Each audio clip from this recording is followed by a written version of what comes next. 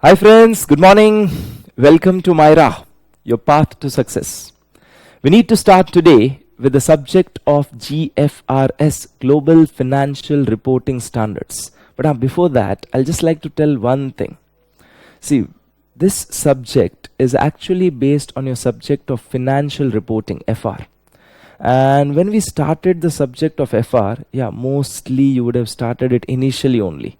FR, costing, SFM, they are the subjects which student starts first. So whenever you started with that subject, we all have told you that please ensure that in your final level, you give proper justice to your studies as well as to your articleship. Now, almost when this subject is coming, you will be left with around 6 months or 1 year for your examination. People take these subjects generally at the end. So mostly your 1 year of examination is pending, and at this time, it may be possible like you have not given enough justice to your studies. Sir, time went off in articleship. Sir, I was thinking exams are pretty far. It's okay. That all is gone now. Now ensure the 6 months or 1 year of yours which is pending, please use that in a proper manner. If now onwards you are not giving time for your studies, definitely it becomes difficult to crack the examination. So please ensure now this time whatever is there, you give justice to your studies properly and study in a proper manner. Okay, about me. Many of you know me because you would have taken either FR or auditing from me. I'm Niket. I cleared my chartered accountancy in 2008. So it's almost 12 years since I'm teaching all you lovely students. After I cleared my chartered accountancy, I'm directly into teaching. And I teach two subjects, your auditing and your accounts, that is your FR. The FR and auditing, they are the two main subjects of mine which I teach. I did my articleship at Deloitte, though Deloitte Haskins and Sales, had a very good experience of corporates at that time. Was associated with many companies wherein a lot of consolidation work, IPO work, all that was practically there. So that all has been a very good exposure during that time. For my face-to-face class, I'm associated with Yashash Academy at Bangalore, and I teach over there. So Bangalore as well as Hyderabad generally have a live classes. And for the video lectures, yes, we have my own brand, that is your Myra Education. I was also associated with E10 in past. So E10 was an organization that was into satellite coaching. So we had a very great team in that satellite coaching, many faculties from Delhi, many faculties from Bombay. I was taking it from Bangalore studio. So students will be sitting across various centers across India and will be taking lectures generally from the studio. So that was also one great experience which was there. And now the focus is on basically your video lectures only, you know it. So that's the reason we're having this Myra Education. Okay, now coming to the subject, your Global Financial Reporting Standards. Sir, what do we learn in this subject? This subject, we are learning the global standards related to your financial reporting. So what are the standards prevailing globally? India, we have Ind AS. You have AS. The AS is for those entities having a net worth less than 250 crores. We are having AS, we are having Ind AS. Globally, what is there? That is to be learned. Global Financial Reporting Standards, the standards in order to prepare your financial statements. Now, globally, there are two major set of standards. These are the two major ones. One, we call it as IFRS. Our Ind AS are based on IFRS. The one is IFRS, International Financial Reporting Standard, which is UK based. And two, we have is US GAAP, which is basically related to US. The two major, one is your IFRS, which is in UK, and second is your US GAAP, which is in US. So we will be learning in this subject, your significant difference. See the word, significant difference. Significant difference between your Ind AS and IFRS. Sir, your Ind AS are IFRS only, no. They are based on IFRS. They are 99% replica, but 1% modified as to Indian scenario. So we'll be learning is significant difference between Ind AS and IFRS. And number two, we'll be learning is your significant difference between IFRS and US GAAP. Now see the wordings. We are learning significant difference. We are not learning that standards in detail. Just imagine when we took your subject of FR, you had all the Ind AS. FR subject itself took around 220 hours of coaching. Imagine your 220 hours goes only in your FR where we are studying only Ind AS. If I need to do IFRS in detail, US GAAP in detail, 200 plus 200, yeah, more than 400 hours we need. And we can't give it. ICA also knows it. So we are not learning your IFRS and US GAAP in detail.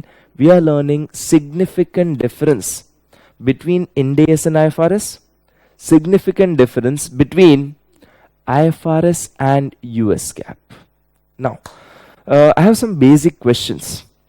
Which generally the students ask me, sir, how do we go about this subject, all that. So coming just to the basic questions which I'm having. First, sir, when should we start this subject? If I'm starting the subject of GFRS, it's an elective paper. If you are good in FR, definitely this is the paper for you. So when should I start studying this subject?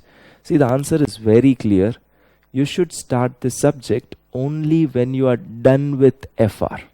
Only when you are done with FR. Don't start this subject before finishing your FR. Sir, I have done the coaching of FR, but I don't recall anything. I've done the coaching of FR, but I don't recall anything. Should I start with GFRS? I'll say no. Please make sure once your FR is done from your side also. Once your FR is done from your side, then you start this subject. So, sir, when do I start the subject? It is once you have completed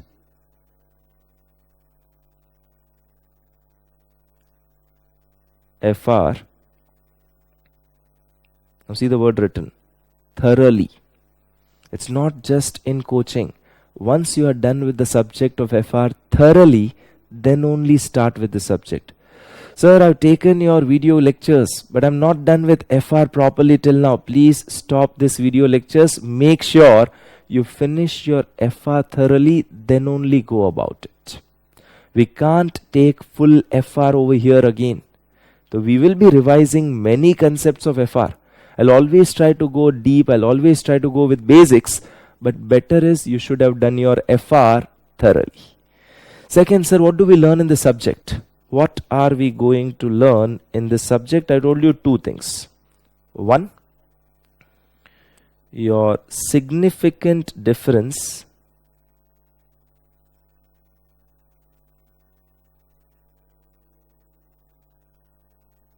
between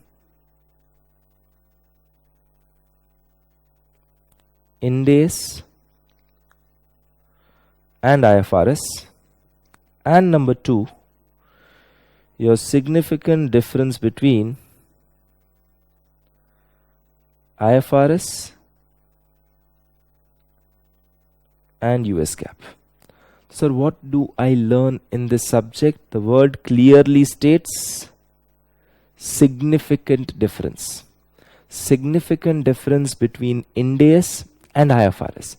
In India, for preparing financial statement, we have Ind AS as well as accounting standards. But for you all people, it's only Ind AS in finals.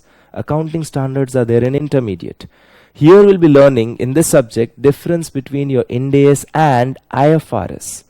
IFRS is applicable in UK. It's actually applicable in more than 120 countries. More than 120 countries have adopted IFRS. India is also one of them. Our Ind AS are based on IFRS. But you need to understand they are from UK. And second is significant difference between IFRS and US GAAP. US GAAP relates to US. Now I tell you, our Ind AS are yes based on IFRS.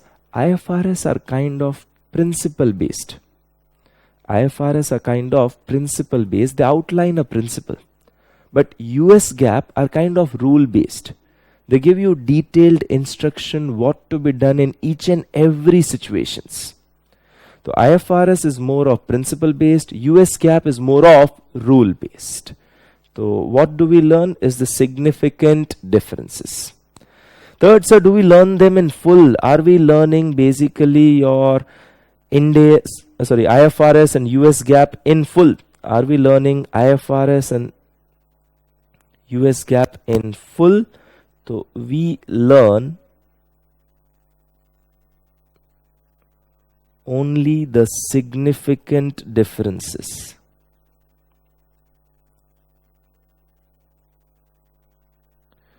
We learn only the significant differences, not full IFRS or US GAAP. We are not learning full IFRS or US GAAP. We are just learning the significant differences. No need to write this. This is just for understanding. How we will go about the subject, we are just trying to understand. Okay, and sir, how is the exam pattern? Sir, how do we have an exam pattern for GFRS? Your GFRS exam pattern, they ask you case studies. Yeah, they ask you case studies. Sir, how many marks ke case study? 50 marks each. 50 marks each. So in your exams, you are required to attempt 2 case studies out of 3. Each carries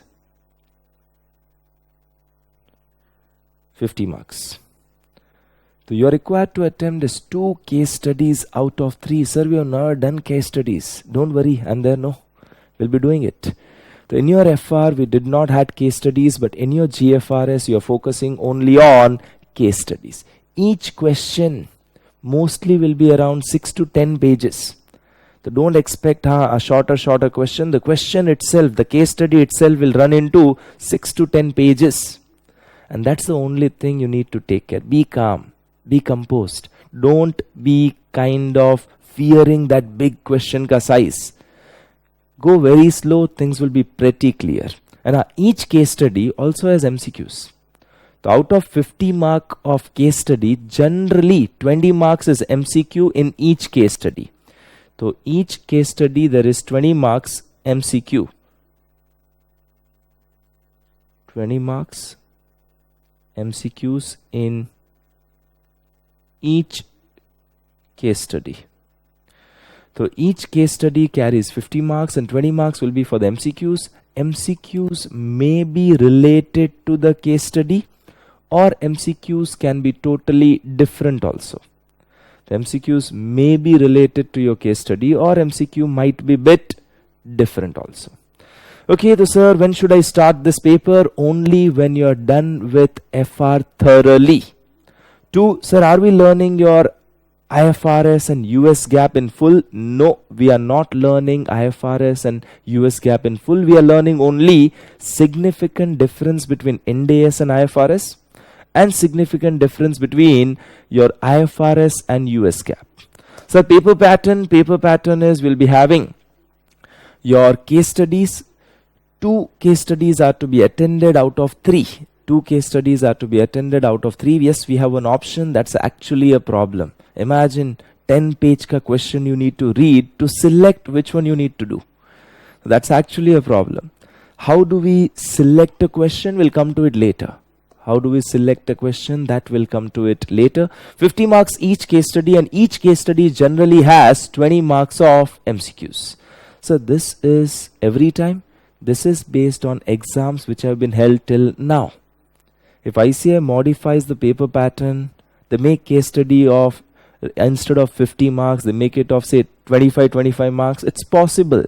But this is what is going on as of now. Okay, now we start. If you just go to your index, if you just go to your index,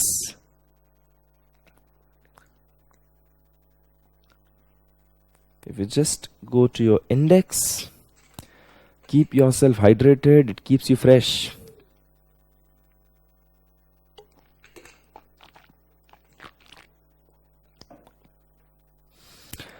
We will be having 16 case studies.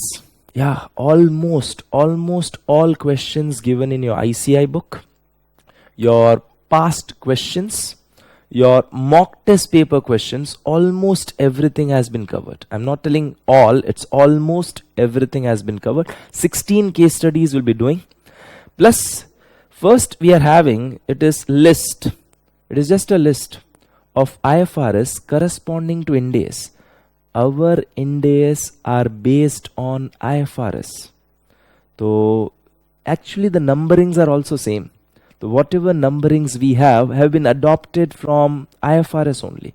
Few changes we have done it to make it to Indian scenario, which we need to learn in significant difference between your Ind AS and IFRS. The first we have given is list of IFRS corresponding with the relevant Ind AS. Second, significant difference between Ind AS and IFRS. And third is your significant difference between IFRS and US GAAP. It's IFRS and US GAAP. The first one is Ind AS and IFRS. Second one is IFRS and US GAAP. And I tell you, we are not learning US GAAP in depth. IFRS still you will be learning in depth because 99% it's common to Ind AS, which is already done in FR. So IFRS 99% done, 1% changes we are understanding. The IFRS ka detailed knowledge you will be having, but US GAAP we are not learning in detail. It's just the significant differences, and that's why the exam angle. From exam angle, the questions are mostly based on IFRS, not US GAAP. In your exam, your questions are mostly based on IFRS. So out of your 100 marks, maximum US GAAP related questions are 10 marks. Out of your 100 marks, maximum US GAAP related questions are only 10 marks. 90 marks is basically your IFRS, which is nothing but your Ind AS. And that's why we tell you, you should be thorough with your FR paper. And we'll be having case study, we have questions, we have the solutions, question 1 to 16, solutions of 1 to 60. Solutions mein, part solutions are printed, part will be writing it. Part solutions are printed, part will be writing it. This is just to save your time. Okay, we start with the first thing which is given, that is your list of IFRS corresponding to Ind AS. List of IFRS corresponding to Ind AS. Okay, now pay attention. Like in India, we have Accounting Standard Board. In India, we have Accounting Standard Board, which comes out with your accounting standards or Ind AS, and then they are notified by central government. Okay, so ASB under ICI. So under ICI, we have Accounting Standard Board. They formulate the accounting standard or Ind AS, and then they give it to the central government for their notification. The government will then notify it in official gazette. So we have a body named as Accounting Standard Board. Similarly, in UK, they also have some authority. So they also have authority is International Accounting Standard Board, IASB. International Accounting Standard Board is there, that is IASB is there. Now, if you just remember your Ind AS ke numbers, if you just recall your Ind AS ke numbering, we have Ind AS 1 to 41. Yeah, 41 was agriculture. Ind AS 1 to Ind AS 41. Then it starts Ind AS 101. So Ind AS 1 to 41. Then 42 nahi hai. Then it starts 101, 102, 103 till 116. Yeah, 117 is not yet notified related to insurance contract. 117 related to insurance contract, not yet notified. We have till 116, which is on your leases. So we have 1 to 41 and then 101 to 116. So how this numbering came? This all came from UK only. In UK till 2001. In UK till 2001 they had IAS, International Accounting Standards. So till 2001, see the words clearly, this is standards issued till 2001. They had IAS, and they have IAS actually 1 to 41. So we have Ind AS 1 to 41, replica of IFRS 1 to 41. Sorry, not IFRS, IAS. IAS 1 is Ind AS 1, IAS 2 Ind AS 2, IAS 5 Ind AS 5, whatever. So IAS 41, Ind AS 41. So these are issued before 2001. Then they came out with set of new standards, not replacing old. Pay attention. So then basically your UK people came out with new standards which are not replacing the old one. Now 2001 onwards they have the word IFRS, and they have a IFRS 1 to 17. They have a IAS is 1 to 41, IAS, International Accounting Standard, 1 to 41, and they have IFRS, International Financial Reporting Standards, 1 to 17.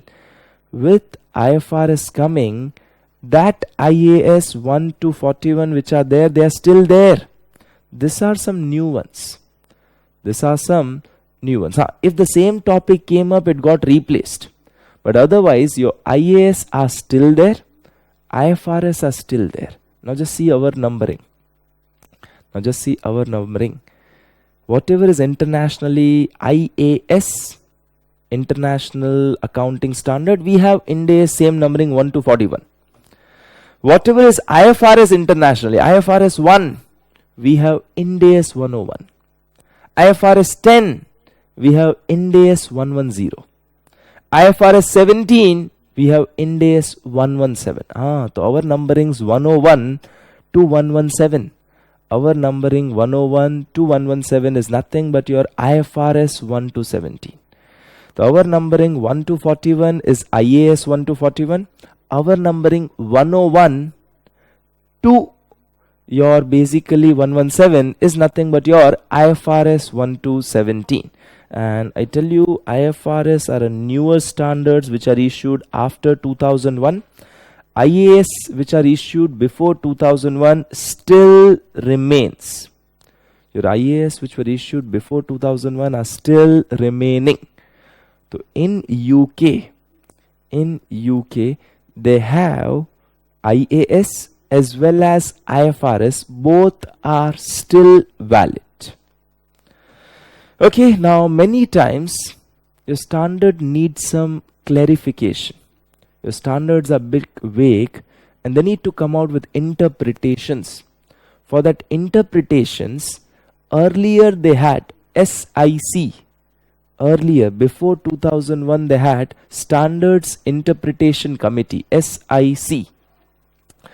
And after 2001, they have IFRIC, International Financial Reporting Standards Interpretation Committee. So earlier they had basically your SIC. Now they have IFRIC. So earlier it's Standards Interpretation Committee. Now it is International Financial Reporting Standards Interpretation Committee. SIC was till 2001. After 2001 we have IFRIC.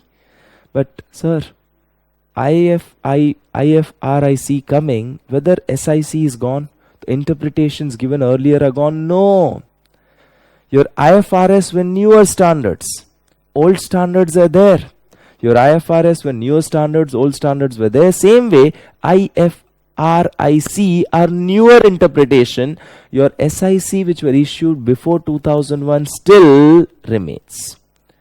SIC which are issued before 2001 still remains. Okay, so we need to understand IFRS is not just one word. So now when I call about what is going on in UK for financial reporting, they have one IAS, International Accounting Standards, which were issued before 2001, still applicable. Second, they have IFRS, International Financial Reporting Standards, which are issued after 2001. They are also applicable.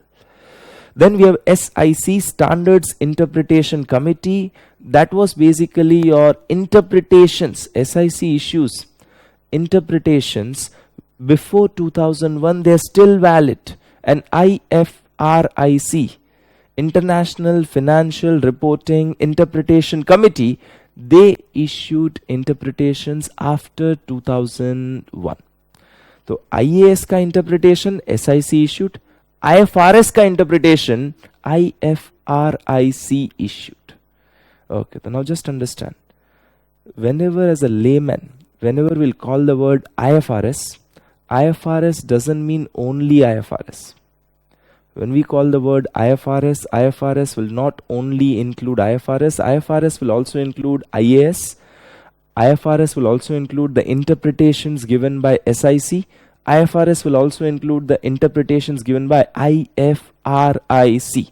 Technically all are different, but when we say we are learning difference between Ind AS and IFRS, when we say we are learning difference between Ind AS and IFRS, तो our यहाँ पे word IFRS includes IAS, IFRS, SIC interpretation, IFRIC interpretations. All things will use the word commonly as IFRS. Okay, next is the list. List is pretty same. This is list of IFRS corresponding to Ind AS. IAS 1 to 41. IAS 1 to 41 is nothing but your Ind AS 1 to 41. See, IAS 1 is Ind AS 1. Same, it goes on till IAS 41 is Ind AS 41. So whatever we have done in FR, it's ditto same. Now we'll learn the differences between Ind AS and IFRS. And when I say IFRS, it's not only IFRS, it is IAS, IFRS, interpretations by SIC, interpretations by IFRIC. So IAS 1 to 41 is nothing but your Ind AS 1 to 41. Now IFRS 1 to 17. IFRS 1 to 17 is nothing but your Ind AS 101 to Ind AS 117. So if you see over here, IFRS 1 is Ind AS 101. IFRS 1 is Ind AS 101 and IFRS 17 is Ind AS 117. IFRS 17 is Ind AS 117. So what they have under IAS, IAS 1 to 17 is, 1 to 41 is Ind AS 1 to 41. What they have under IFRS, IFRS 1 to 17 is nothing but your Ind AS 101 to Ind AS 117. I hope you are clear with the numbering. Now, those standards, pay attention, those standards which are not applicable for your FR paper, that standards are also not applicable for GFRS paper. Those Ind AS which are not applicable for FR paper, like this insurance contract 117 not yet notified. Then we had that hyperinflationary situation wala, that is again not there. So those standards which are not applicable for FR paper are also not applicable for GFRS paper. This was just the list. So do I need to remember? See, you already know the numbers and names of Ind AS. Automatically IAS and IFRS will come. If it is, yeah sir, Ind AS 40. Ind AS 40 is IAS 40. Sir, if it is Ind AS basically 102. If it is Ind AS 102, it's IFRS 2. So 1 to 41 is same IAS 1 to 41. Ind AS 101 to 117 is IFRS 1 to 17.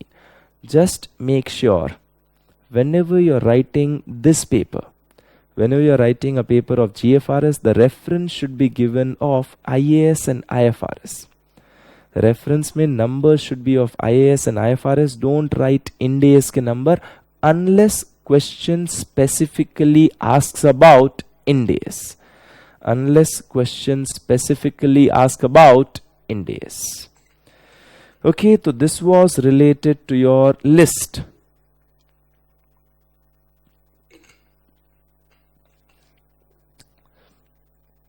Similar list they have given for interpretations. Similar list they have given for interpretations. They have SIC interpretations which were issued till 2001, and they have IFRIC interpretations which were issued after 2001. In India, we have appendix mostly for it. In India, we don't have that interpretation, but in our standard, Nietzsche appendix is given.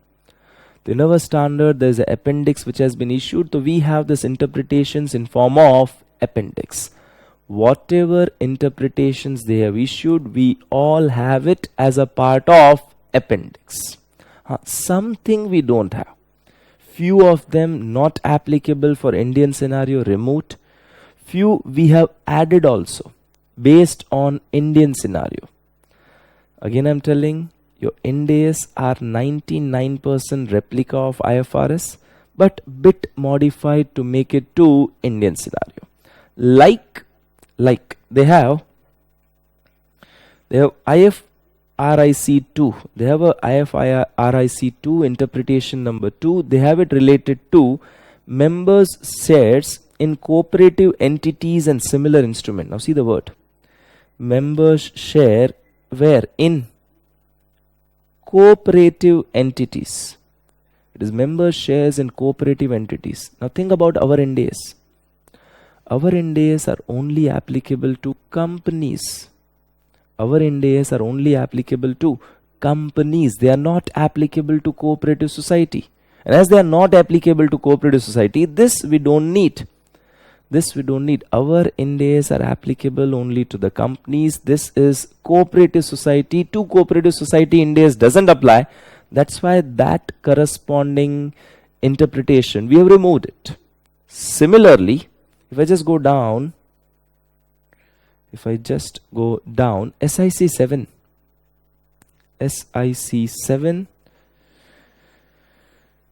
Now, if you go to UK, there are two main currencies.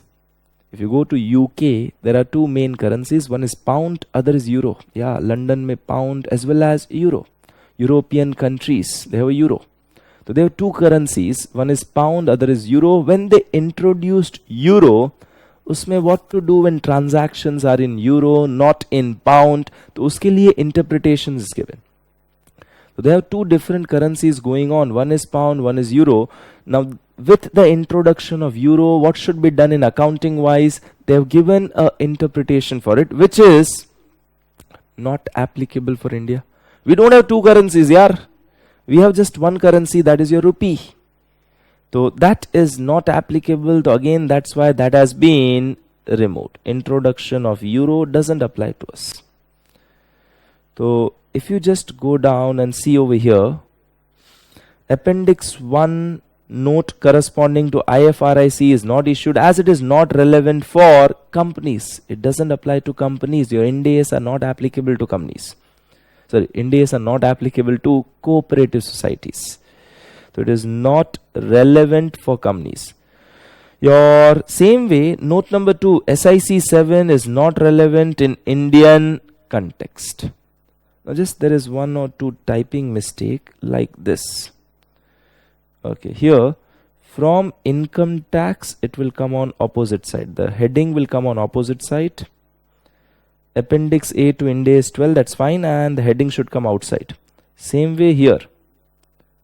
This should come here, evaluating the substance of transaction. And the third one, service concession arrangement, should come here. There's a bit typing mistake. You can just take these things on the opposite side.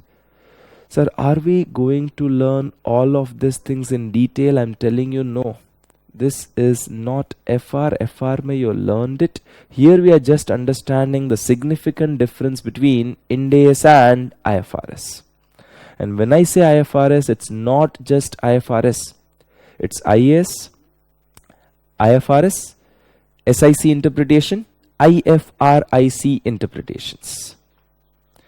Okay, let's start. So today we are finishing one thing. Today we'll finish one thing, significant difference between your Ind AS and IFRS. Next lecture, we'll finish the significant difference between IFRS and US GAAP. Then we'll have all the case studies. So coming to the significant difference between Ind AS and IFRS. Each topic which comes, I'll explain you what we have in Ind AS. And I'll also explain how the things are there in IFRS. And then we understand what differences are there. So each point coming over here, yes, I will discuss about Ind AS also. What did we have in Ind AS? I'll discuss in detail. So I am discussing Ind AS also in detail, but only for the points which are coming up. Same way, when I go to case studies, for each and every point which comes in case studies, yes, I will discuss that Ind AS part in detail. So don't think we are not doing anything about Ind AS. We are doing Ind AS also comparatively. We will be able to revise your entire Ind AS, but it will be as and when it comes in topic or in your case studies. Now, most important, read the things very slowly. Whenever you're doing kind of difference between IFRS and Ind AS or IFRS and US GAAP, these are all technical language. You need to read it very slowly. Once you read the thing slowly, your interpretation or understanding will improve. So let us start. Now, difference between your Ind AS and IFRS. And I already told you IFRS doesn't mean only IFRS. The IFRS include, the word IFRS will also include what? IAS, interpretations by SIC, interpretations by IFRIC. They are also included. Now, differences are divided in two parts. One they've given carve in, carve out. One they've given is carve in, carve out from IFRS. So what is difference in Ind AS compared to IFRS? They have carve in, carve out. They are kind of major topic difference. They are kind of the major differences, and consequential other changes will also come. We have one concept may change, uske karan consequential changes in other Ind AS or other basically things will be coming. So one is section 1 contains carve in, carve out. Carve in, carve out, and section 2 is other major changes. Now, sir, what's the difference between the word carve in, carve out? Carve out is something they have. It is there in IFRS, we modified it. Something which is there in IFRS, we modified it, that's carve out. Carve in, something which is not there in IFRS. Carve in, something which is not there in IFRS, we add it. They don't have it, we included something, that's carve in. You brought something in, that's carve in. You removed or you modified, that is carve out. So carve out are the changes which you have done to IFRS. It's the changes or modification you have done to IFRS to make it to the Indian scenario. Carve in, something which they don't have only, we introduced. Something which they don't have, we introduced. So if you want, we can just write at the top.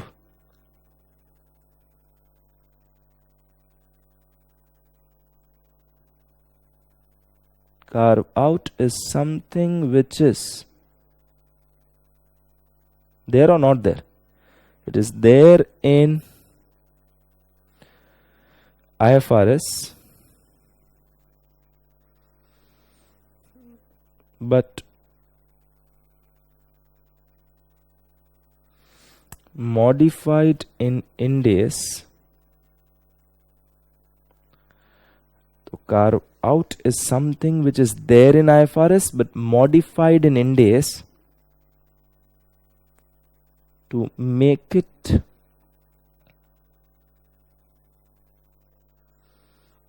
adaptable to Indian scenario.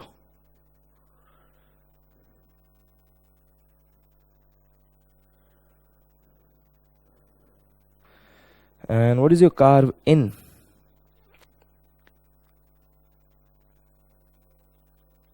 Carve in is something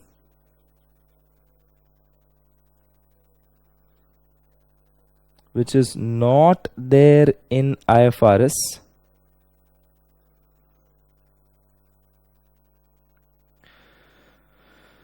but added in Ind AS. They don't have it, we have added it. That is nothing but your carve in. So carve out is something which is there in IFRS but modified in Ind AS to make it adaptable to Indian scenario. Carve in is something which is not there in IFRS, we have added it in Ind AS. These are major concepts. They talk about concept. Consequential changes are called other major changes. These are conceptual. Other major consequential changes can come. We don't call everything as carve in, carve out. Carve in, carve out is for the major things. Other things are separately taken.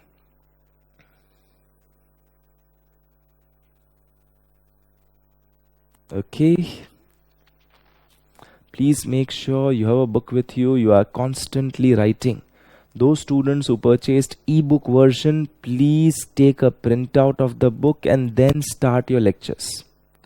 I'm telling you again, those people who are having an ebook, please ensure you take a printout, you have a hard copy with you, have a pencil in your hand, and always study.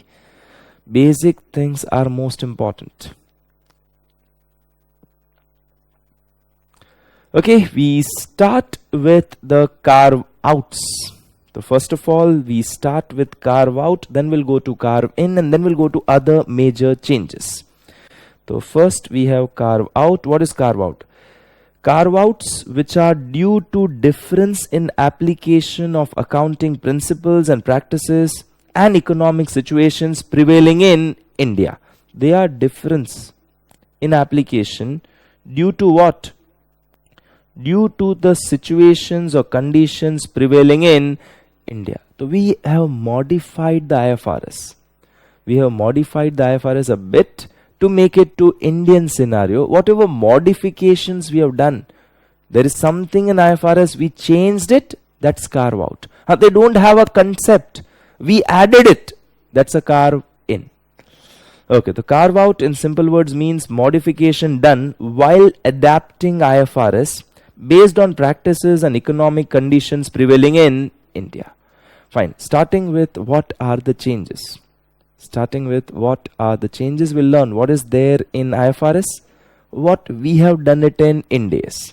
What is there in IFRS and what we have changed it in Ind AS. First we have Ind AS 1. As per IFRS, read it very slowly. Read it very slowly. IAS 1 requires, in case of a loan liability, there's a loan liability, if any condition of loan agreement which was classified as non-current is breached. Okay, so there is a loan liability, any condition is breached. On the reporting date, on your balance sheet date, you have breached a condition.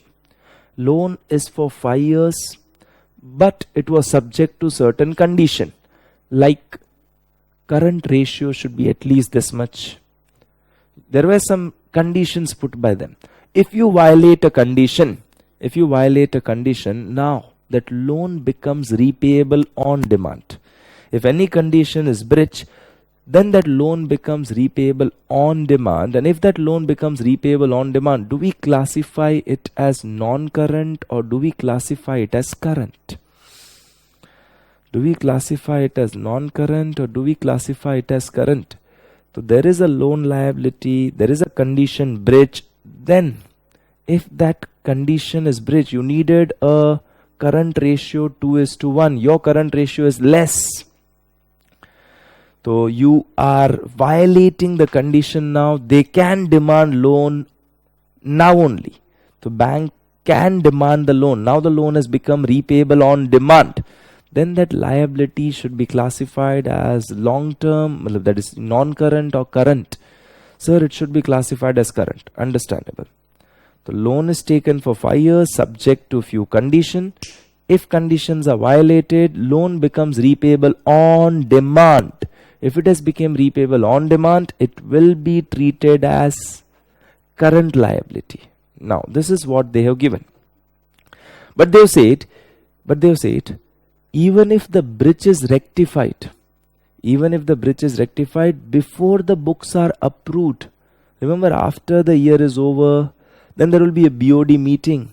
They will approve the financial statement. Board of directors approve the financial statement. So even if the breach is rectified before the books are approved, still it will be treated as current liability only. So they say that loan liability, if any condition is breached, then such liability will be classified as current even if the breach has been rectified. Even if the breach has been rectified after the balance sheet date. So even if the breach has been rectified after the balance sheet date, still it will be regarded as a current liability. This is given under IFRS. Now, when I use IFRS, it includes IAS, it includes SIC, it includes IFIRC, everything. So, if you have taken a loan subject to conditions, it was a non-current loan, but the conditions have been violated. As on 31st March, the conditions have been violated, the loan has become repayable on demand, it will be treated or shown as current liability even if it has been rectified before the books are approved. Now coming to Indian scenario, they say that there are so many conditions attached to loan. One, you have to have a current ratio this much. You should not default in payment. Once you default, the loan will become repayable on demand. Or you need to submit the stock statements on regular basis. So some are kind of procedural requirement, some are substantive requirement. So they say in India we have some procedural requirement like submitting stock statement, and some are substantive, very important. Like if you default, loan becomes repayable on demand. So some are substantive, some are basically kind of procedural, and sometimes there is a delay in procedural conditions which were there. We were required to submit the stock statement by 5th of next month. By chance it got delayed. Do you think bank will really recall the money? By chance it got late. Do you think for that procedural conditions का lapse, whether the bank will really recall the money? No. Sir वो हमारे India में तो relations होते हैं ना, we have a good relations with bankers. Sir आपको भेजते हैं, नेक्स्ट वीक भेजते हैं, we are sending you next week. तो what happens over here is, if some procedural conditions are breached, we have required to submit the bank's stock statement by 5th of next month, we have breached it. But before the books are approved, pay attention, before the books are approved, the breach has been rectified, and the lender, the bank, the lender has agreed not to recall the loan. Okay, so year is over. We have also again here also we have breached the condition. But before the books are approved, the breach is rectified, and the lender has agreed. When did lender agree? After year is over, before the books are approved. Before the books are approved, if lender has agreed not to recall the loan, then on 31st March, we will show that loan not as a current liability, we will show it as non-current. So, if lender has agreed after the year end, before the books are approved, if lender has agreed, he will not recall the loan. If lender has agreed, he will not recall the loan, we will show it as non-current. IFRS mein it is shown as current.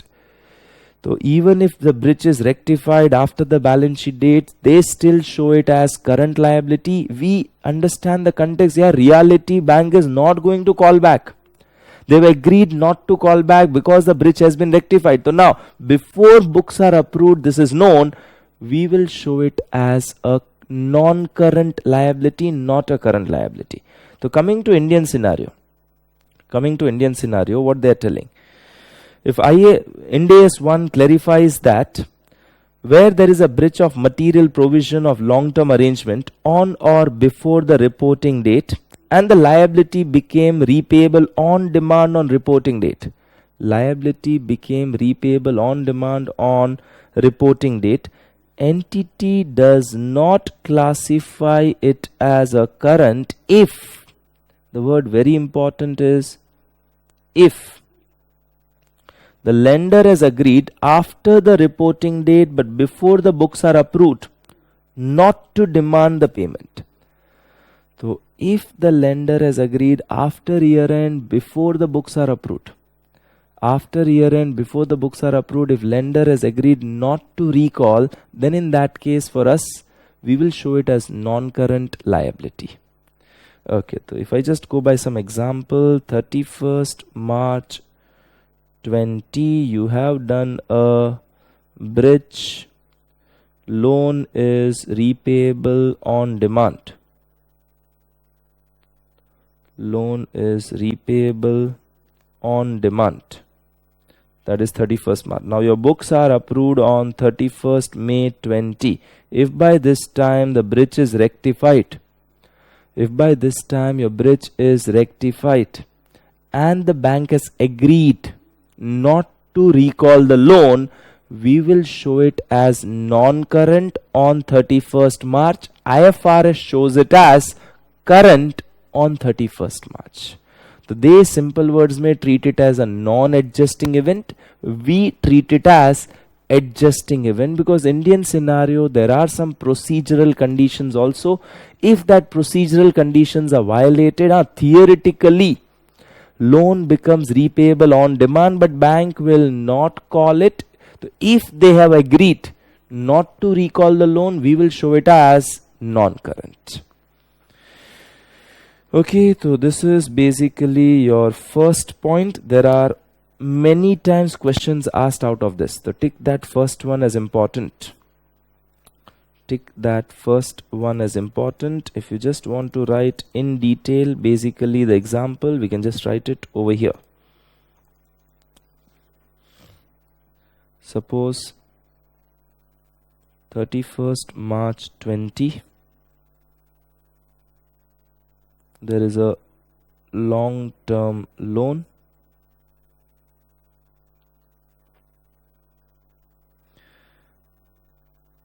Condition breached, and so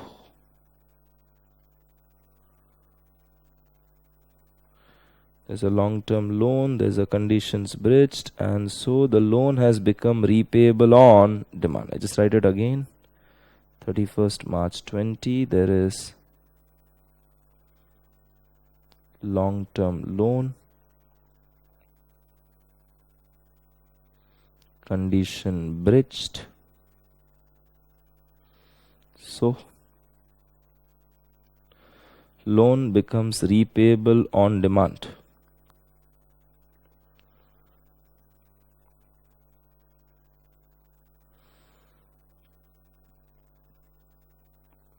Okay, now 31st May 20, your board of directors approve the financial statement. Now, during this time, after year end till the books are approved, after year end till the books are approved, if the breach is rectified and the bank has agreed not to recall the loan, if the breach is rectified and the bank has decided not to recall the loan, they've agreed, unka permission is there, then we will classify this loan on 31st March as non-current. IFRS may they classify it as current. So they don't see subsequent approval of bank which you got. Bank has agreed before the books are approved. They are not seeing it. They treat it as non-adjusting. We treat it as adjusting. So suppose the breach is rectified plus lender agreed.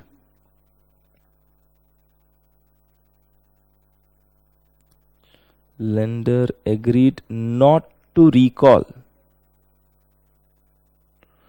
Not to recall the loan. They will not call back the loan. In that case, we will show it as a non-current liability. We treat it as a adjusting event before the books are approved. So we try to see the real scenario. Reality mein they are not going to call back. The better is to show it as non-current. IFRS mein they show it as current. I hope I'm clear. Okay, so this was the example. If anybody wants, you can write it over there only.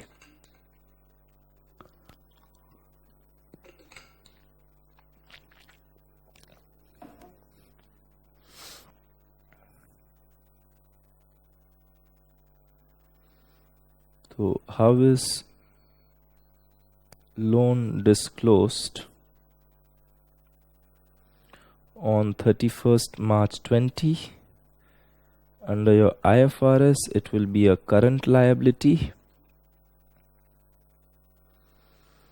Under your Ind AS, it is non-current.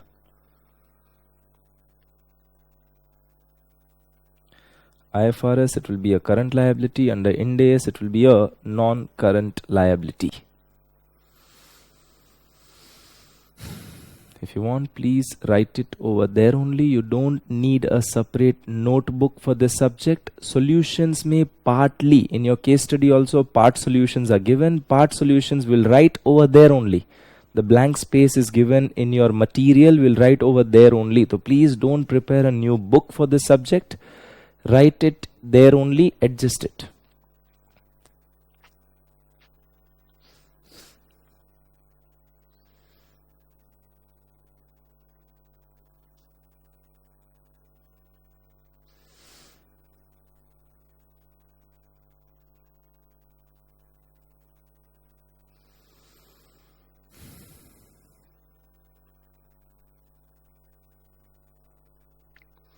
This is one change.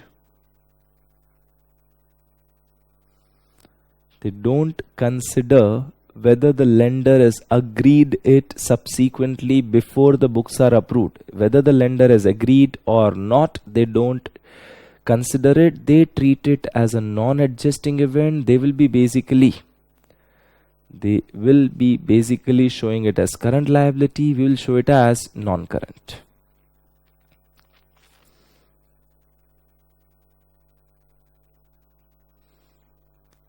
Okay,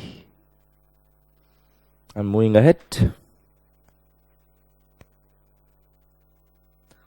This was the first point of carve out. Okay, going to the second. So reason they've given under Indian banking system, the loan agreement generally contains a large number of conditions. Some conditions are basically your which type? Substantive, very important, like default should not be there, current ratio should be this, and some are basically kind of procedural. You need to submit the stock statement every month, and many time procedural condition may lapse are there. But it doesn't mean that they will call the money. We have rectified the breach and the bank has agreed they are not going to recall. We have rectified the breach and the bank has agreed they are not going to recall. In that case, we will show it as non-current liability. Reason is fine, you can read it. We already discussed it. You can read on your own. Now there's a question. How should the loan be classified at year end? See the word. How should the loan be classified at year end? Under IFRS, for which A Limited has breached the debt covenant. You already violated the debt covenant, means conditions. Covenant is nothing but your condition. So condition you already breached. If you already breached, Ind AS mein, we can show it as what? Non-current if the breach is rectified, lender has agreed. But that's under Ind AS. Question asks for IFRS. If you breach the condition, loan becomes repayable on demand. If it becomes repayable on demand, you have to show it as current liability, even if it is rectified before the books are approved. It will be current. Okay, the current liability only if the lender demands payment. Non-current liability even if the lender demands payment. Current liability even if the lender agreed. even if the lender agreed after the reporting date but before authorization, that's approval. We use the word approval of financial statement, they use the word authorization of financial statement.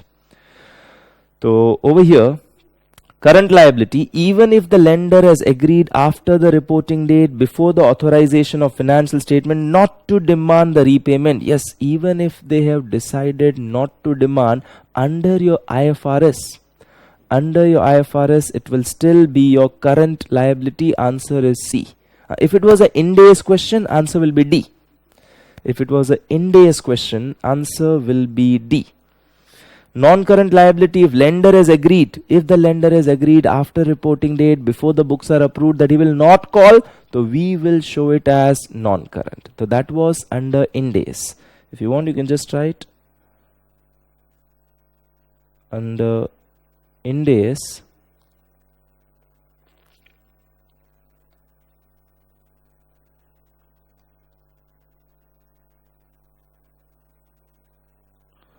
answer will be D. So under Ind AS, answer will be D, but under your IFRS, the answer is C. This question comes many times. Okay, IFRS 10, the next difference is actually the same. It's actually the same. IFRS 10, event occurring after the reporting period. So they said that if breach is there, afterwards it is rectified, bank has agreed not to recall, they treat it as non-adjusting, we treat it as adjusting. The rectification of breach after the reporting date is a non-adjusting, but what do? We treat it as adjusting. This is as per IFRS. As per Ind AS 1, we treat it as adjusting. We already done it, I'm not going in detail. We have already done it, I'm not going in detail of this point. Next, your Ind AS 28. Your Ind AS 28 is investments in associate and joint venture. How do we account for investment in associate and joint venture? Now go to your consolidation chapter, which we did. So in your consolidation chapter, Ind AS 110 was consolidation. Then we had Ind AS 27, separate financial statement. Ind AS 28, investment in joint venture and associates. Now pay attention. Whenever we are doing consolidation, they're telling that the accounting policies which are used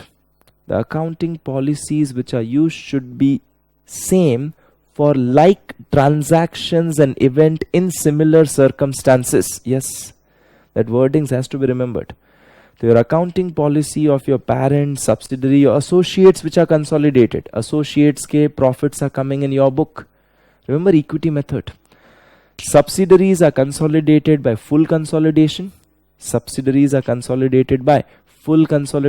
assets and liabilities will come, investments will go away. Even if we hold 80%, we will add 100% assets and liabilities. For 20%, there's a NCI coming in your books. But for associates and joint venture, their assets and liabilities don't come in our book. For associates and joint venture, their assets and liabilities don't come in books. Or what do we do? For associates and joint venture, we follow equity method.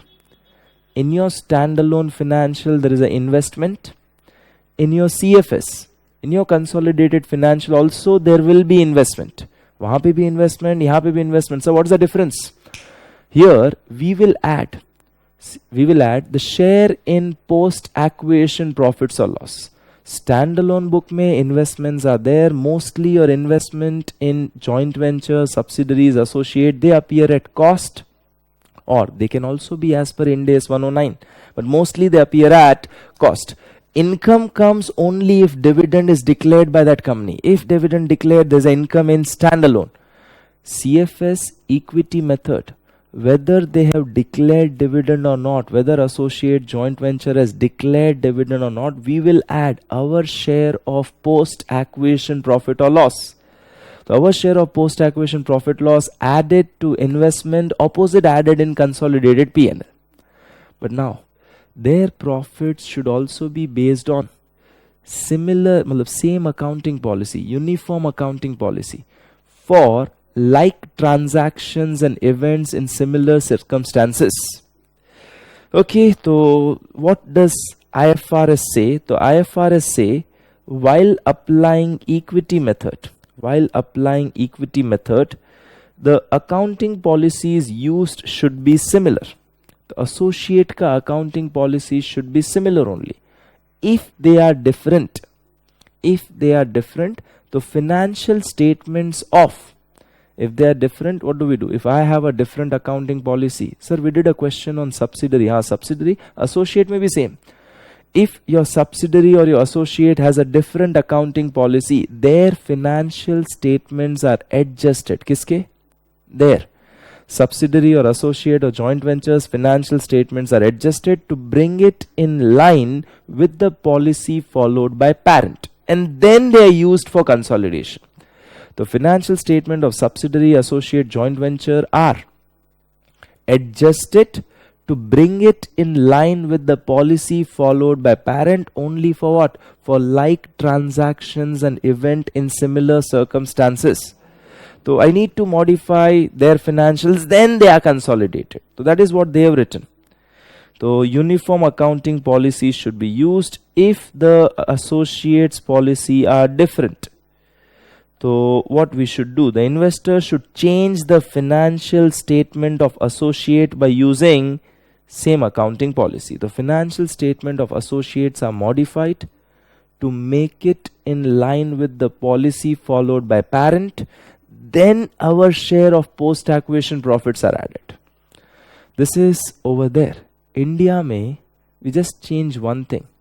We added the word unless impracticable to do so.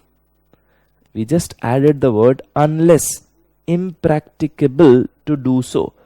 So what did we do? We have just added the word unless impracticable to do so. That is the word added. So why? They'll give an example of regional rural banks. Imagine there's a bank, there are some small regional rural bank, they operate in rural areas. Suppose one of the RRB is my associate. Or imagine a small partnership firm is my associate. So what happens is, whenever that RRB is a small partnership firm, they are my associate, and when I prepare consolidated financials, I follow equity method. If I tell them they were following AS, to them Ind AS were not applicable. So that small partnership firm or RRBs or some, they are following AS, to them Ind AS were not applicable. Now I can't tell that small partnership firm or RRBs to follow Ind AS because they won't be able to digest. पता ही नहीं चलेगा ये क्या है. So that's why the word unless impracticable to do so. So if your associate is a very small enterprise like RRB, Regional Rural Bank, operating only in rural areas, where do you get people to apply Ind AS over there?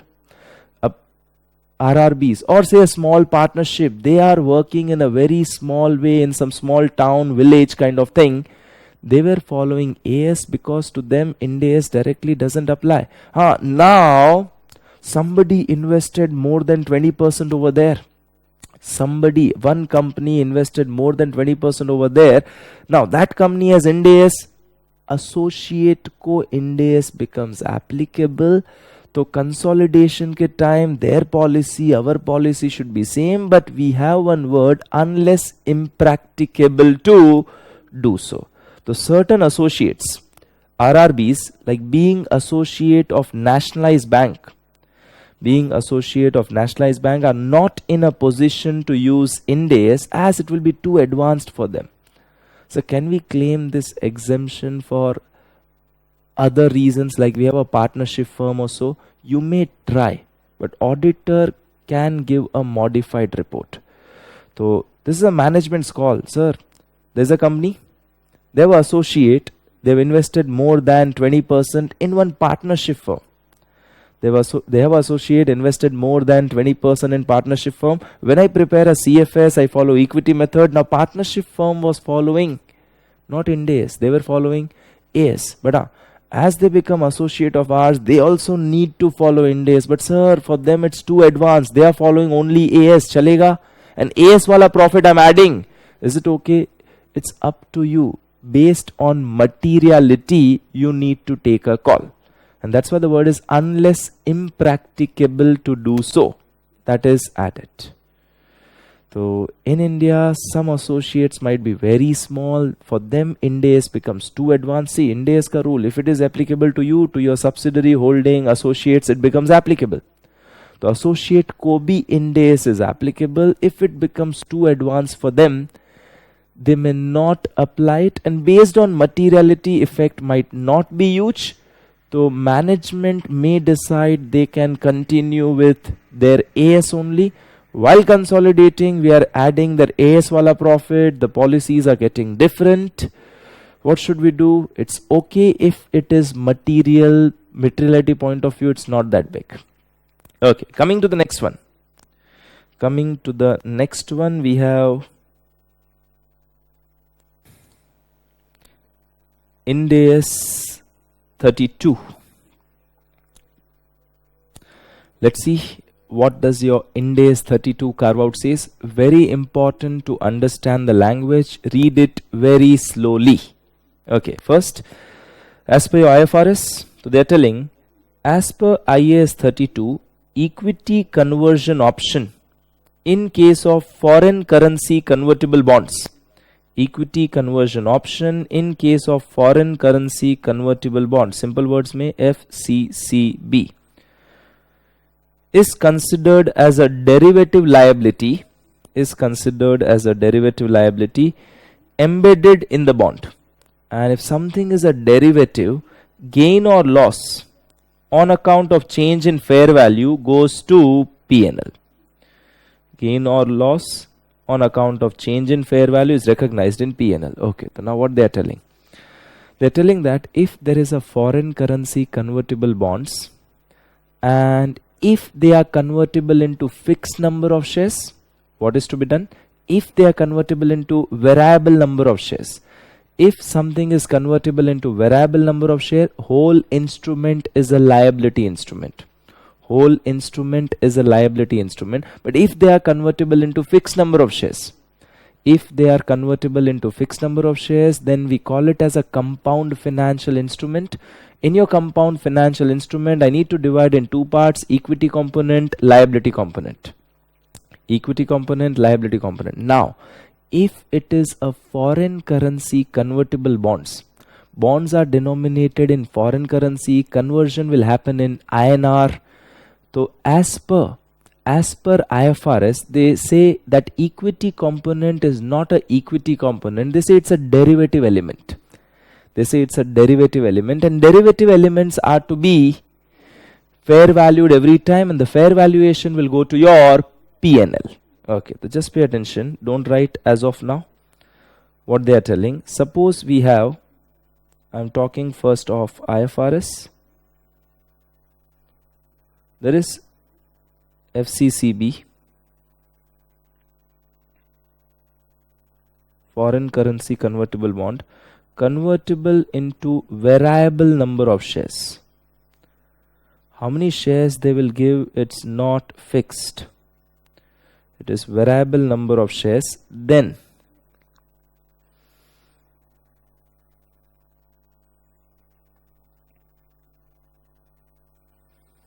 it will be treated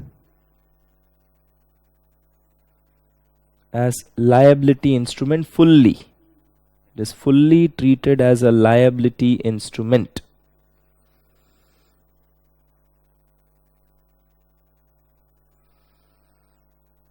If convertible into variable number of shares. Now, FCCBs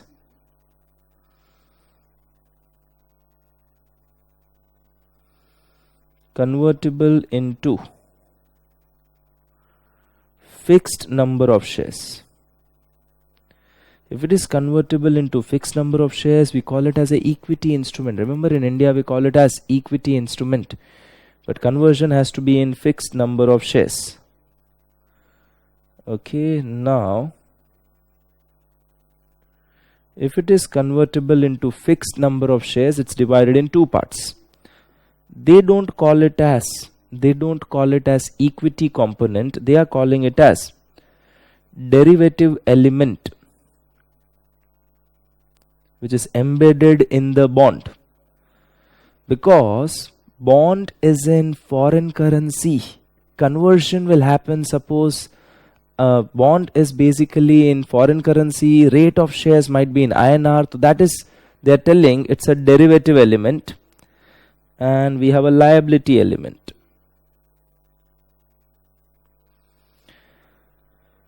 Okay, for this derivative element there will be fair value through P&L. Every time it will be fair value through P&L. For this liability element, we'll record the interest based on effective interest rate. Okay, so what they're telling, if there is a foreign currency convertible bond, the conversion option which you are having, that's a derivative element. They don't regard it as equity. The reason is the conversion, the bonds are not in INR, the bonds are there in foreign currency, and suppose the shares will be issued later on, wo INR mein hai, so they treat it as a derivative element. They treat it as a derivative element. This is, I just tried in bracket, your option of conversion. Option of conversion. They treat it as derivative element and they will account it as fair value through P&L. Now coming to your Ind AS. What does Ind AS say? If there is FCCB convertible into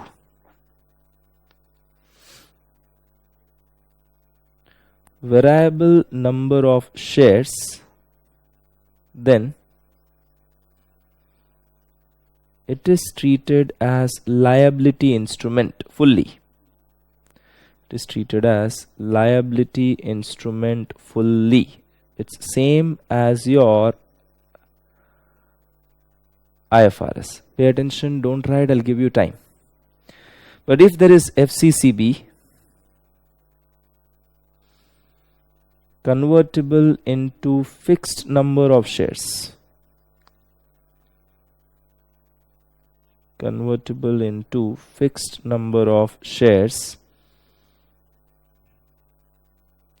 we divide it in two parts. If it is convertible into fixed number of shares, we call it as equity instrument. Just because the exercise price is in foreign currency, just because the exercise price or the bonds are denominated in foreign currency, we don't say that it becomes a derivative. Just because the bonds are denominated in foreign currency, we still call it as equity instrument only, or equity element.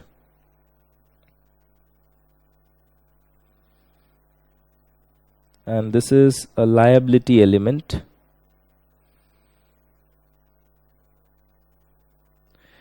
Your equity element is nothing but option of conversion. The option of conversion which you are having, we call it as the equity element, and this will be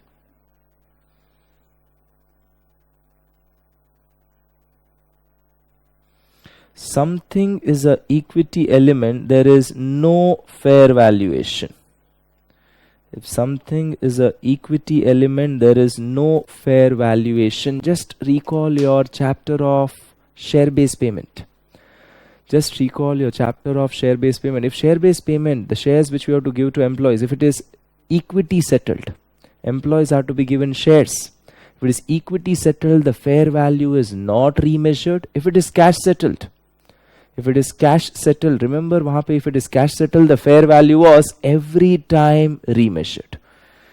So option of conversion over here, we treat it as a equity instrument or a equity element.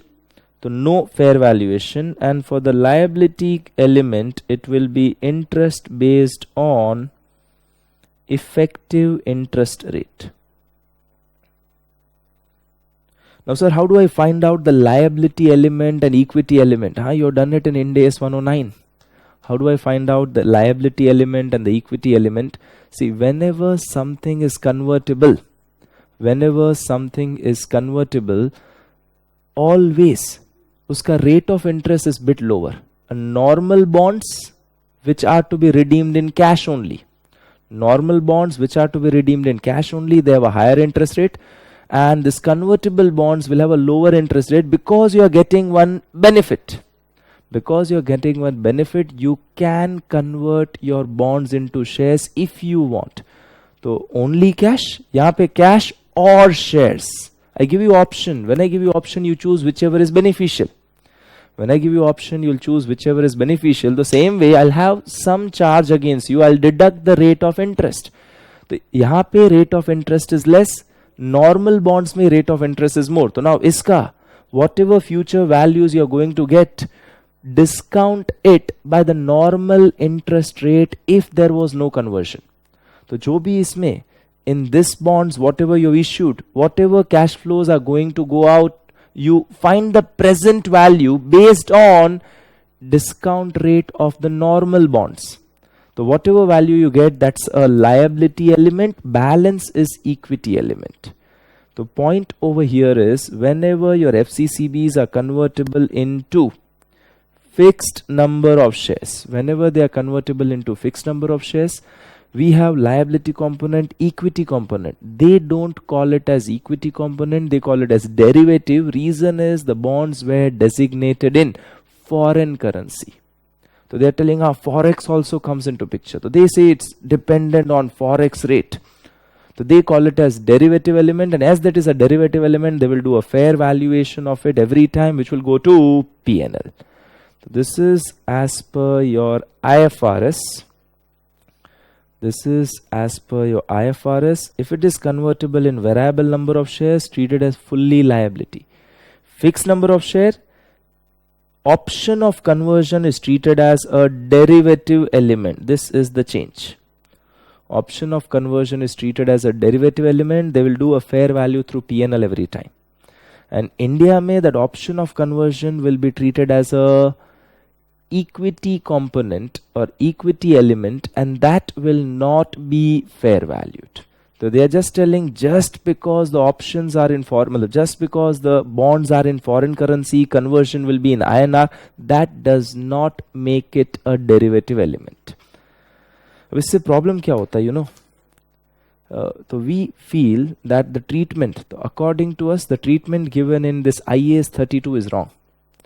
If you take it as derivative, you do a fair valuation, share price goes up, option, आपके पास जो right है, वो right का value also goes up.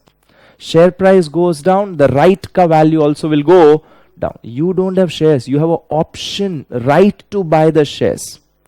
You have a right to buy the share. If share price went up, you will be getting fixed shares. If share price goes up, your right ka value goes up. If share price goes down, your right ka value is going down. So there will be a huge P&L fluctuation coming every time. And we say that according to us, that should not be a P&L fluctuation. Fixed number of shares are to be given. It should be treated as a equity instrument. And that equity component, there should not be any fair valuation. Okay, if you want, you can just write it somewhere. Before that, let us just read what is given. So what is the carve out over here? A conversion option in a foreign currency convertible bond to acquire fixed number of your own equity shares. To acquire fixed number of equity shares is classified as equity instrument even if the exercise priced isn't fixed in any currency. It doesn't matter share ka price jo fix kiya based on dollars, based on rupee, that does not make it a derivative element. Number of shares to be given are fixed. We say that it will be treated as a equity instrument. Reason why we have this carve out, we feel the treatment given in IAS 32 is not appropriate. It's not appropriate. Why? So the number of shares, since the number of shares remains fixed, amount at which they will be converted is also fixed. Amount at which they will be converted is also fixed. The only thing is it's in foreign currency. Merely the difference in currency should not affect the nature of derivative. So just because it is in foreign currency, don't make it a derivative liability. It has to be a equity instrument only, and equity instruments will not be fair valued. And if I continue as per their view, so PNL will fluctuate much also. Okay, so this is basically given. Again I repeat, if there is FCCBs which are convertible into variable number of shares, fully liability. If FCCBs are convertible into fixed number of shares, okay, we divide in two parts. One is normally equity component and liability component. Over them, for IFRS, they say it's not a equity component, it's a derivative liability. So that's a derivative element.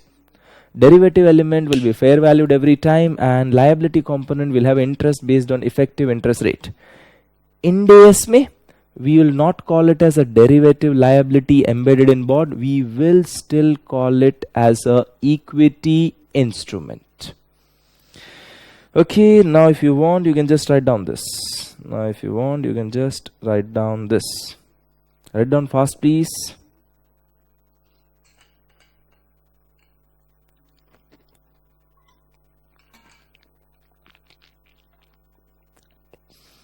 Still we are under carve out, page number 2 or 3 only.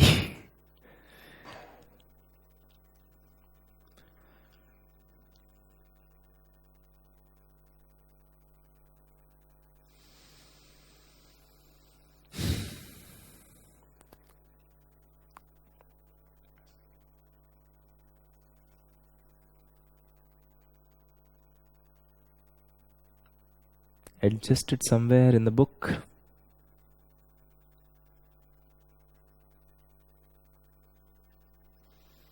So just because the bonds are denominated in foreign currency or the exercise price is in foreign currency, that does not make it a derivative liability. We will still take it as equity instrument because the number of shares to be issued is fixed.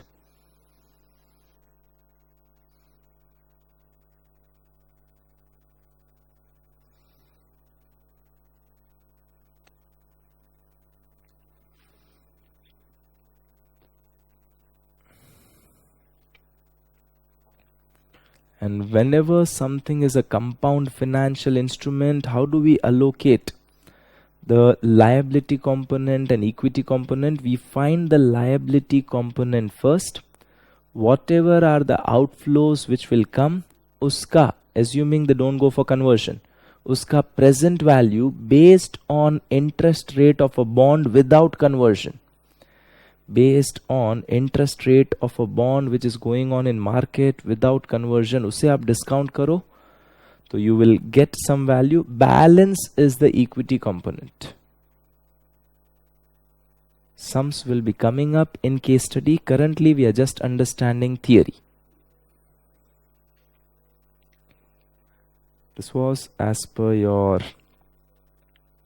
IFRS. Write down as per Ind AS.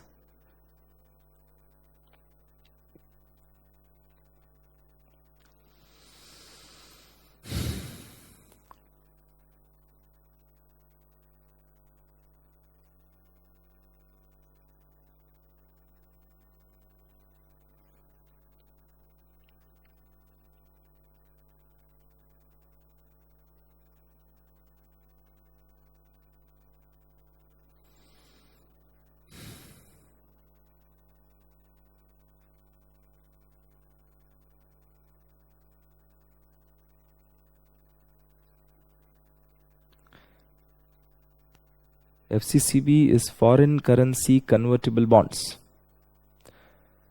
See, I can't take up full Ind AS 109, or basically that embedded derivative concept in full, that you already learned in FR. That Ind AS 109 itself takes 15 hours, man. We can't take entire thing again, and that's why we say once you are thorough with FR, then only start with the subject.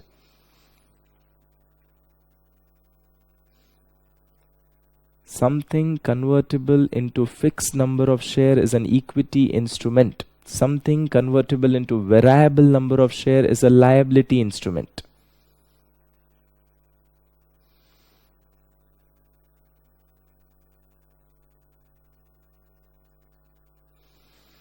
Okay, let us move ahead, going to the next one. This was your Ind AS 32. Next is Ind AS 101, your first time adoption. Ind AS 101. There are very small changes over here. First, as per IFRS, the previous gap, what was going on before? The previous gap is defined as, so IFRS 1 defines the previous gap as basis of accounting that first time adopter used. It's a basis of accounting that a first time adopter used immediately before adopting IFRS. The previous gap is something which we are using before adopting IFRS. Before adopting IFRS, what you are using, that's a previous gap. India, we have just made a small change. It's a basis of accounting that the first time adopter used. It is a basis of accounting that the first time adopter used for its reporting requirement in India before adopting Ind AS. So there is a word previous gap under IFRS, there is a word previous gap under Ind AS.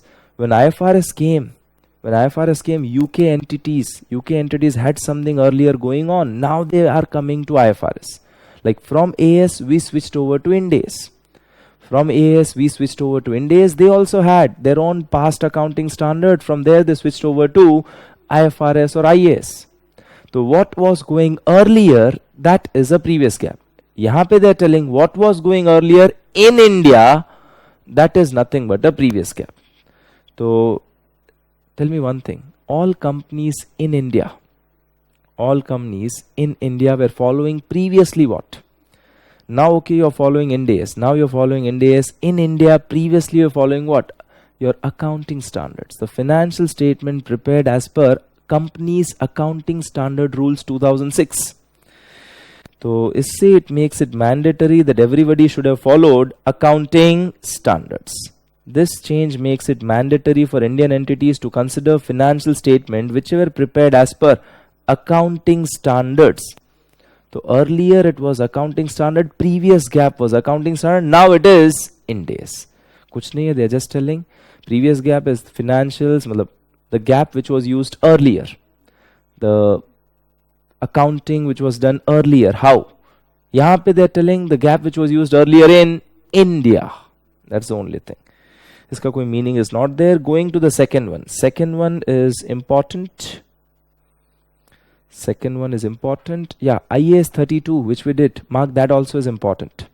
IAS 32 which we did, that also is important. Now, coming to your PP, your carrying amount of PP. This is first time adoption. When Ind AS started. Same way when IFRS started. When IFRS started, there was a PP ka value going on. Now they're telling when IFRS started, the PP value should start based on either the fair value of PP or retrospective application of your IFRS or IAS 16. So you apply retrospectively IAS 16. Go back if IAS 16 was applied since beginning, or you take the fair value of PP today. In India, we have done a change. You can apply retrospectively your Ind AS from when you're switching from AS to Ind AS. This is when you're switching to AS from AS to Ind AS. PP ka value should start at. AS mein values were different. Ind AS mein it's basically different valuation. So PP ka value should start at one option.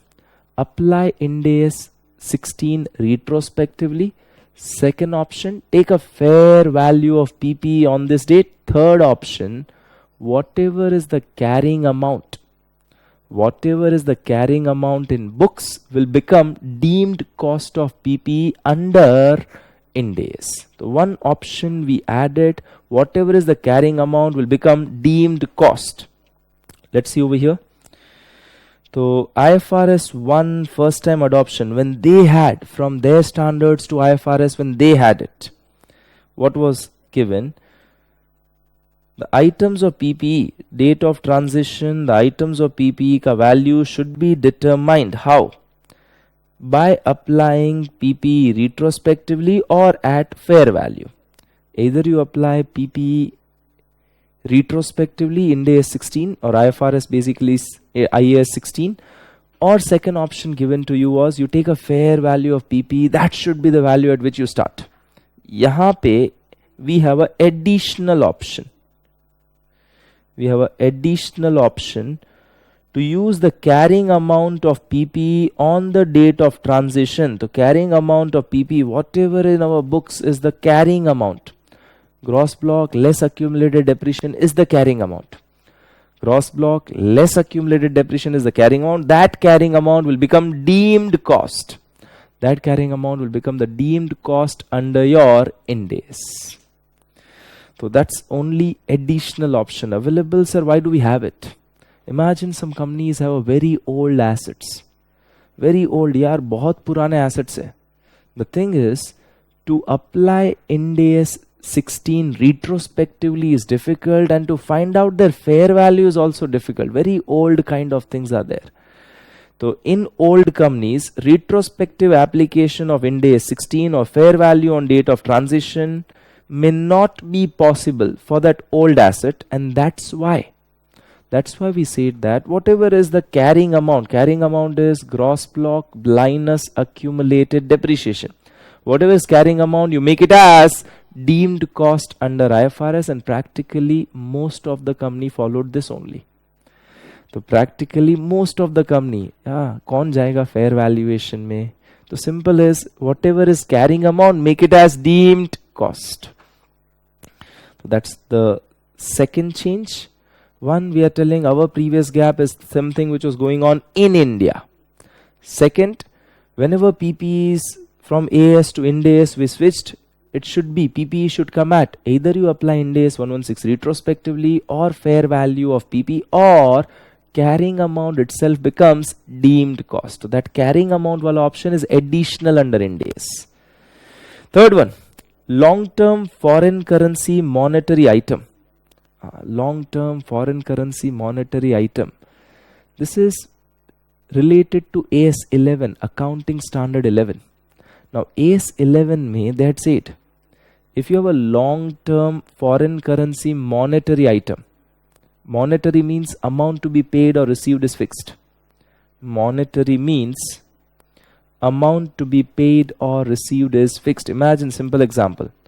Long-term loan which you have taken. Foreign currency mein. Long-term foreign currency loan which you have taken, you need to bring the loan to closing rate. You need to bring the loan to your closing rate. So foreign currency loan is there, it's a long-term monetary item, you need to bring it to closing rate. If that loan is related to fixed asset, increase decrease in forex, whenever I'm bringing that foreign currency loan at closing rate, uska increase decrease I can adjust in fixed asset only, if it is related to fixed asset. So if that loan is not related to fixed asset, do you take in P&L? Your AS 11 allowed you to amortize it over the period of loan. So whatever your increase decrease coming due to change in foreign exchange rate, long-term foreign currency monetary item, if related to fixed asset, it is added deducted to fixed asset. If it is related to other than fixed asset, it is to be amortized over the period of loan. Just go down, you will see the reason. Just go down first, you see the reason, then I'll come back. Okay, so your AS 11 provides an option. It's an option. Sir, I want to take to P&L. It's fine. You can take to P&L. Forex difference, if you want, you can take it to P&L. This was an option to recognize long-term foreign currency monetary items in the statement of P&L as a part of cost of PP, or to defer it over the period of loan in case it was not related to fixed asset. So in case it was not related to fixed asset, if you had a translation foreign currency long-term monetary item, long-term foreign currency monetary item was there, loan taken in foreign currency related to fixed asset, exchange difference, option was to take it to fixed asset. Loss you add it in fixed asset, profit you deduct from fixed asset. Gain loss foreign currency ka. If it is other than fixed asset, no need to take the full loss right now in P&L. You could have amortized it over the period of loan. This was just an option. If you wanted, you could have taken it directly to P&L also. Forex gain loss normally goes in P&L. Okay, this was the option allowed under AS 11. Continuing the option, we said, if you have such foreign currency long-term monetary item, you can continue this now also. So IFRS में such thing is not there. यहाँ पे we are having it. So there is no provision in IFRS. What we have, the first time adopter may continue the policy adopted. See the word, may continue the policy adopted for accounting of exchange difference arising on translation. You convert at closing rate, उसको translation बोलते हैं. Translation of foreign currency item recognized in statement of P&L for immediate period ending before this thing started. Means before your Ind AS starts, earlier your forex difference on long-term foreign currency monetary item related to fixed asset, you are taking in fixed asset. Not related to fixed asset, you are amortizing. You can continue it now also. You can continue now also. This is just to match with what was going on earlier. We are still allowing you. This is option to you. Now onwards, you want to take to P&L, you can take it to P&L. But if you want to continue what you were doing earlier, you can continue. Okay, so this is your long-term foreign currency monetary item. As per AS 11, long-term foreign currency monetary item, the translation, whenever you bring it to the closing rate related to fixed asset, option was you can take it in fixed asset. Other than fixed asset, option was to amortized over the period of loan. If you don't want to go for this, you could have gone to P&L directly also. If you are following that option under Ind AS, if you want to continue, you are allowed to continue. Next we have Ind AS 103 business combination. Next we have Ind AS 103, which is business combination. This we already done in class also in FR. So what was there in Ind AS 103? Now pay attention. Gain on bargain purchase. You acquired someone's business, you're paying less. Gain on bargain purchase as per IFRS goes to P&L. Your bargain purchase gain is to be recognized in P&L as an income. As per IFRS, it goes to P&L. Our context, your gain on bargain purchase. Your gain on bargain purchase, if the reason for bargain purchase are clear, if the reason that other person was hard pressed to sell it, sir, he was in a hurry to sell it. If the reason for gain on bargain purchase is clear, we take it in OCI. From OCI, it goes to capital reserve. If reason for gain on bargain purchase is clear, we take it in OCI. From OCI, it goes to capital reserve. If reason for gain on bargain purchase not clear, if reason for gain on bargain purchase not clear, we directly take it in capital reserve. So what do we have? We don't take it in P&L. We say this is not a normal profit. This is a capital profit. And this should not be used for dividends. So our context is, if reason for gain on bargain purchase is A, clear, then OCI, and from OCI it goes to capitalism. It will come in OCI and then from OCI to capitalism.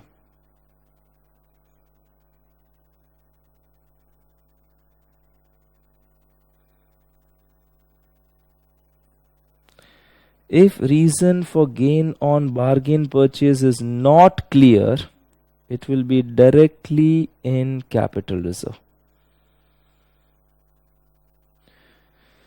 Okay, they take gain on bargain purchase in P&L, we take gain on bargain purchase. If the reasons are clear, OCI, OCI to capital reserve. If reasons are not clear, directly capital reserve. Sir, what is OCI? What is OCI? Now your statement of P&L. Your statement of P&L is divided in two parts, normal P&L, OCI. Your statement of P&L is divided in two parts, normal P&L, OCI. Sir, what comes in OCI? We did it at the time of Schedule 3. So Schedule 3, we spent 4 lectures only on Schedule 3. So what are the items coming in OCI was discussed at that time. I'm not going to discuss again.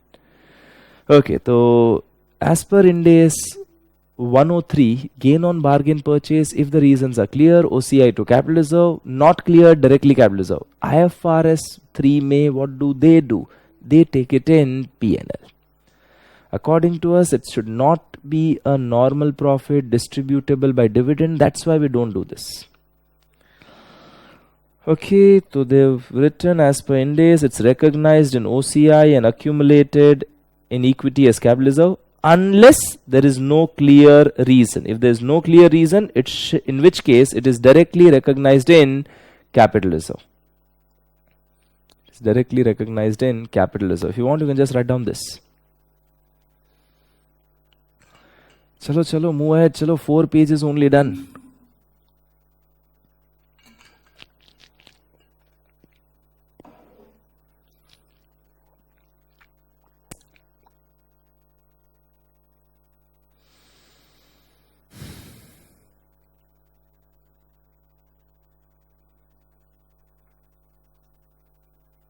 Okay, next. We have IFRS 115 related to revenue from contract with customers. IFRS 115 related to revenue from contract with customers. Sir, what is the carve out? All penalties related to your contract with customers. All penalties related to contract with customers under your IFRS are treated as a part of variable consideration. So all type of penalties in performance of contract should be considered in nature of variable consideration. If there are penalties attached in our contract, if you supply goods by this date, this much is the contract price. If you supply late, contract price is reduced by this much. So all penalties, they're telling, will form a part of variable consideration. We just adjust it in consideration. In India, they're telling your penalties go by the substance. So we have made a carve out telling the penalties shall be accounted as per what? Substance of contract. Some penalties are related to transaction price. If you supply by this date, this much price. If you supply late, this much penalty. If basically a penalty is related to transaction price, it's a part of variable consideration adjusted in consideration only. If it is a part of transaction price. But there are some penalties which are not related to transaction price. India mein to what happens is, transaction price is decided, everything is done. Later some issue came up.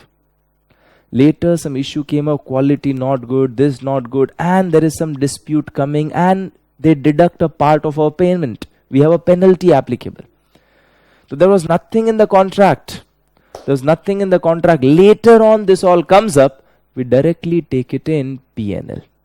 Later on such kind of things comes up, we directly take it in P&L. If penalty is very much important in determining transaction price, then it is a part of your variable consideration. If contract it's written delivery within 30 days, 1 lakh is the price. After 30 days, 95,000 is the price. So whether I should take 1 lakh or 95 depends on when you will be able to deliver.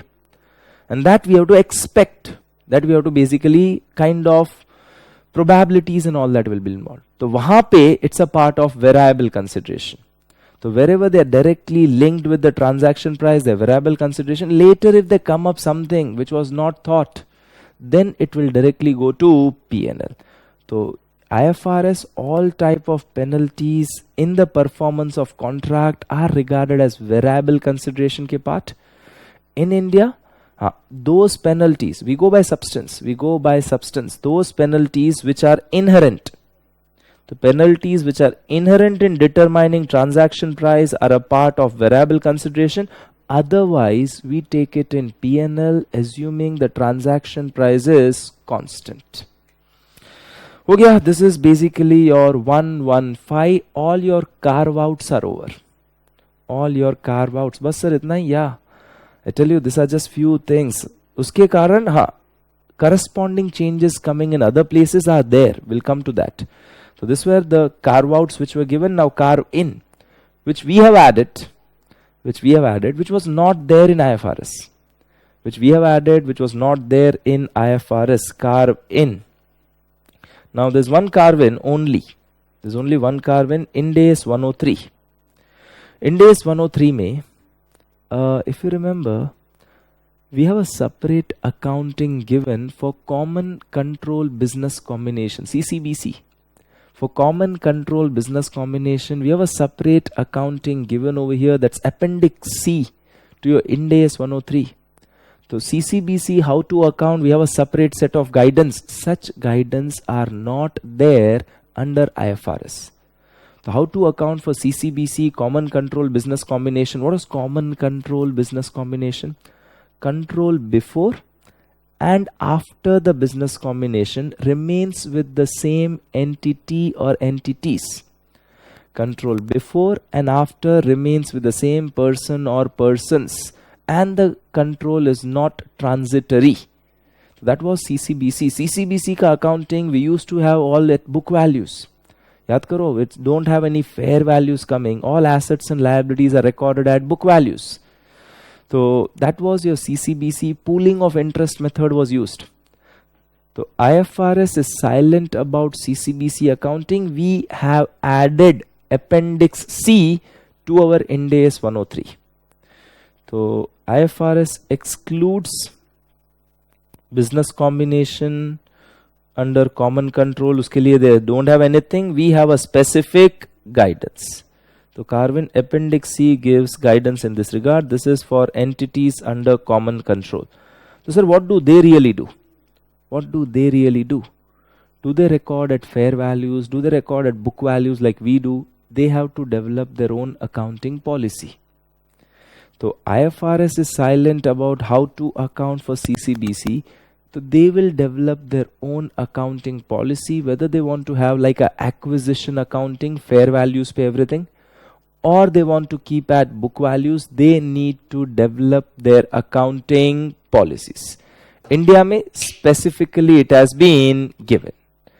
Okay, that's it. This is your carve in, carve out. Other major changes, I'm not taking it now. I'll take it in the next class.